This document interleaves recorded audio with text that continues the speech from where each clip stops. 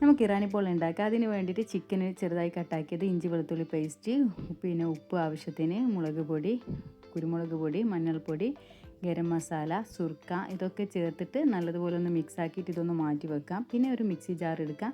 ആ മിക്സി ജാറിലേക്ക് 1 കപ്പ് മൈദ, ഒരു മുട്ട, 1/2 കപ്പ് ഓയിൽ, പിന്നെ ആവശ്യത്തിന് 1 കപ്പ് പാല്, ആവശ്യത്തിന് ഉപ്പ്, പിന്നെ 1/4 കപ്പ് വെള്ളം ഇതൊക്കെ ചേർത്തിട്ട് അടിച്ച് മാറ്റി വെക്കാം. പിന്നെ ഒരു തട്ട് വെച്ച് കൊടുക്കാം. തട്ടിലോട്ടേക്ക് വെളിച്ചെണ്ണ ഒഴിച്ചിട്ട് നേരത്തെ മാഗ്നേറ്റ് ചെയ്ത് വെച്ചിരുന്ന ചിക്കന് ഫ്രൈ ആക്കി എടുക്കാം.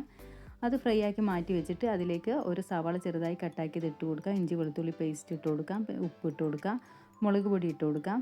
എന്നിട്ട് ചിക്കൻ ഫ്രൈ ആക്കിയത് ഇട്ട് കൊടുക്കാം.